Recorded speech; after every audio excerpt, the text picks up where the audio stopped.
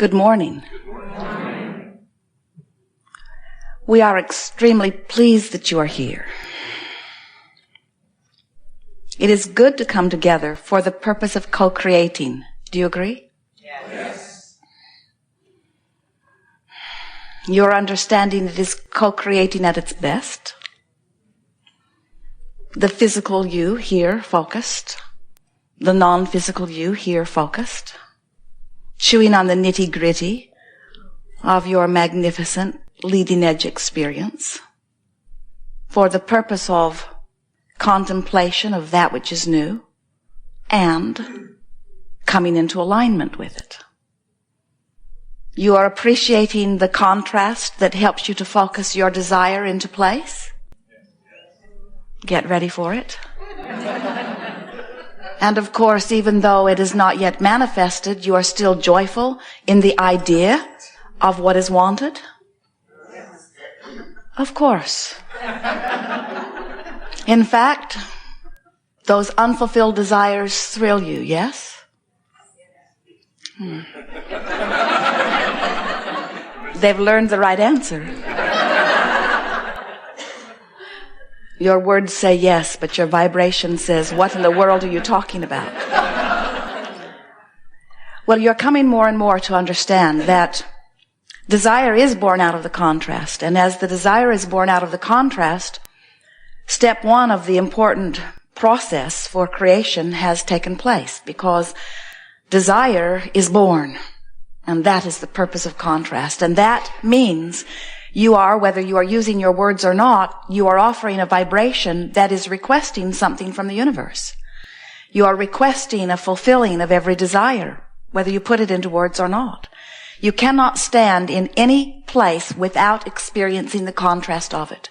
And you cannot experience the contrast of anything without your magnificent mind, which was within you and yours and you even before it came into this body, that mind of you focusing the contrast and concluding a preference. You're doing it at many levels of your being. So you are radiating always requests that the universe is answering. That's step one and step two. When you ask, even if you don't consciously know you're asking, Source still hears your request and answers it. That's how the evolution of all things occurs. Even the one-celled amoeba is having a personal experience where preferences are being born. And even though the amoeba is not using the language that you use with your words, it is offering a vibrational language that Source hears and responds to. Because Source wisely understands that the leading edge perspective, that where you stand is where the premier asking takes place. In other words, what could be more relevant than what's important to you? Whether you are the one-celled amoeba or whether you're the full blossoming genius human who has concluded a preference. When you or anyone asks for anything, Source agrees and answers it. There's no competition for the resources of answering, because those resources of answering are expanding exponentially with the requesting. In fact, the more exposure to the more experience, the more asking, and the more asking, the more answering. And that is why this universe is expanding. So when you ask for something, it is always answered. And you do not have to hope that someone else does not ask for the same thing.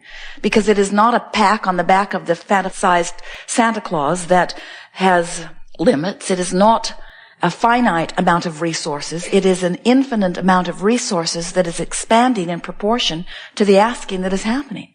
So when you ask, it is answered every single time. You might wonder where your stuff is, because we know you're asking for things and experiences and emotions and relationships. You're asking for things that you do not today believe that you have been the receiver of yet. But we want you to understand that it's not because it hasn't been answered. It has. It is because there is a vibrational variance between your normal offering of vibration and the vibration of your desire. In other words, when you don't have enough money and so you ask for more money, whether you use words or not, that exposure to the contrast that makes you want more money gets more money on the way. In fact, it is held for you out in what we lovingly call your vibrational escrow. It's there waiting for you to become a vibrational match to it. So when you want more money, it's there for you. And if it is not yet coming into your experience in obvious manifested ways, it must be because your pattern of thought must be about not enough money instead of about the money you're asking for. And you can tell whether you are matching the vibration of something you want or whether you are matching the vibration of the opposite of what you want or the absence of what you want by the way you feel. When you feel elation, when you feel energy that you would describe as enthusiasm or passion, when you are in that vibration that you describe emotionally as appreciation, you're a vibrational match to a whole lot of things that are in your vibrational escrow, and you're moving hastily toward them.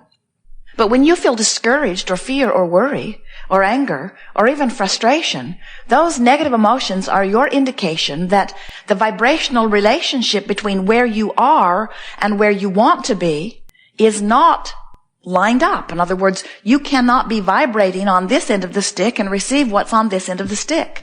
And you can tell by the way you feel which end of the emotional vibrational stick you're vibrating on. So we are going to offer to you some words today. Many of you have been listening to us for a while. Some of you are new to us in this format, but all of you were born with emotional guidance systems. So it's not going to be hard for you to quickly get up to speed with our view of how your universe works. We want you to understand that it is vibrationally based, which means words are inconsequential. Words are nice because they cause a forum of people such as this to focus similarly.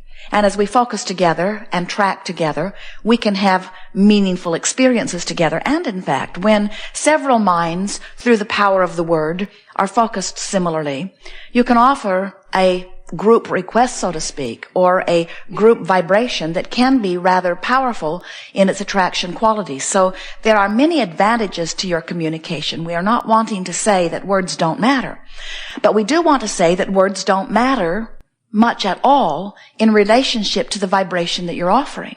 And you are offering vibrations much more than you are offering words. And here's the most important part. The universe is responding to your vibrations, not to your words. Sometimes your words actually match your vibration. Sometimes you feel so good and you shout, "I feel so good," and they match. But sometimes someone says, "How are you?" and you say, "Fine," when you're not. Sometimes you smile.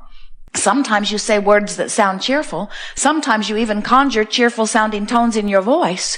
But the universe does not listen to your cheerful sounding tones or your words. The universe is responding always to your vibration. So if you are feeling discouraged because you don't have enough money, that money that you've been asking for, and there's a whole lot of it, folks, we've seen it, remains in your vibrational escrow. Don't worry. It's yours. No one else is going to get it. But you're not going to get it either as long as discouragement is your dominant vibration. You can't worry about money and let the money in that you've been asking for. We would like so much for you to see the bank account of energy, clarity, money, fabulous relationships, all good things that you have launched into your vibrational future that you just aren't letting in because you are more aware of where you are than you are of where you want to be. So today we want to bring out into the light where you can feel it all through your being.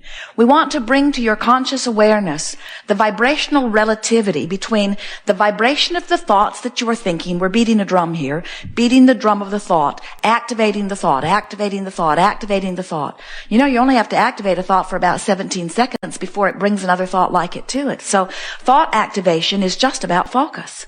So when you activate a thought that says, "My parents never had enough money. We grew up when we didn't have enough money. I've never really had enough money. There are so many things I want that I cannot afford." When you beat the drum of that vibration, you keep a vibration active within you that prevents you from letting in all of this wonderful stuff that you've been asking for.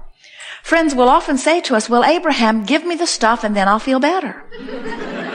And we say, "It doesn't work that way. You've got to feel better and then the stuff will come." And you say, "Well, that just stinks, because if the universe would just make one exception for me and give me the stuff, I promise you I will feel better." And we say, "We know you would, but it can't come until there is a vibrational relationship that matches between your vibration that you are dominantly offering and the vibration of what you're asking for." We have enjoyed this interaction immensely with all of you. We've been interacting whether you've been sitting in the chair and speaking or not. Much has taken place here on a vibrational level. Much more has happened within your personal experience vibrationally than you have heard auditorially. In other words, it has been a vibrational experience for everyone, no exception. It is our desire that as you move forward in the hours and days and years that are before you, that you relax and make peace with where you are. And by that we mean you acknowledge that what is what is, and it's fine. Spend less time trying to see where you stand through the eyes of others. In fact, work hard at no longer giving a rip what they think, because they mean well, but they haven't got a clue about you and your vibration. Make a decision that the thing that really, really matters to you is your vibrational relativity between who you really are and who you're being in this moment. And when you find yourself feeling not so good, stop and laugh and say, "Oh, isn't this good? I can feel that vibrational relationship right now.